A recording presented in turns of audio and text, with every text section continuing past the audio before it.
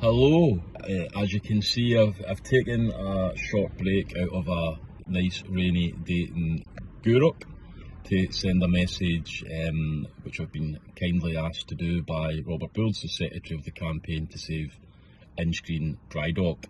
The first point I'd like to make is no one's efforts to bring any jobs to Inverclyde should ever be deemed unwelcome by any politician. You know, the true guardians of the success of Inverclyde aren't the politicians, they aren't the council officials that quite often think they know better, but it's the ordinary people of Inverclyde who day in and day out work hard to make Inverclyde a better place for no credit whatsoever, and certainly not for a salary such as a councillor, an MSP or an MP. So again, I salute the efforts of Robert Boulds and the campaign to save Inchgreen Dry Dock. And I think the proof is in the pudding is, quite a pertinent saying.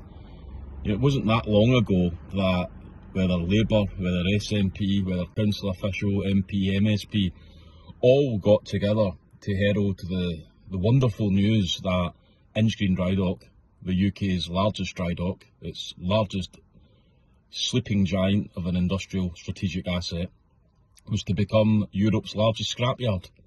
A ridiculous, ludicrous suggestion that Greenock and Inverclyde, once the pride of shipbuilding across the whole world, was to become a scrapyard for ships.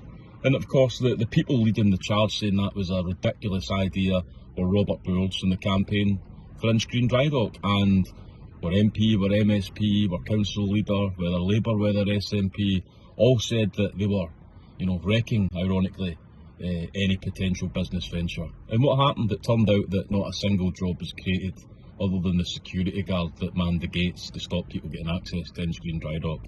And so history's repeating itself. We have a dry dock that could potentially work in partnership with Ferguson's shipyard so that we could build once more large ocean-faring vessels. We could be at the heart of the renewables boom in terms of building the necessary equipment, material, platforms for that. But once more we hear Labour, SNP, MP, MSP, Council tell us, the businesses are lining up to express interest. Now let me tell you something that I've learned over a decade involved in politics. Businesses don't come and tell you that they're interested in coming to your area and then sit and not invest in your area. When somebody wants to invest, they invest. So the spin from Inverclyde Council, from our MP, our MSP, is just that. There are no businesses lined up, and it's only the Inchgreen Dry Dock campaign that are proactively putting forward a message to bring investment to our area. Some people call them protesters. Our council leader seems to think they're a stone in his shoe, and well done them, because if it wasn't for the campaign to save Inchgreen Dry Dock, not a single politician in Inverclyde would have been speaking about the absurdity of having the greatest single strategic maritime asset in all of the United Kingdom sitting empty with no work, when we live in an area crying out for work.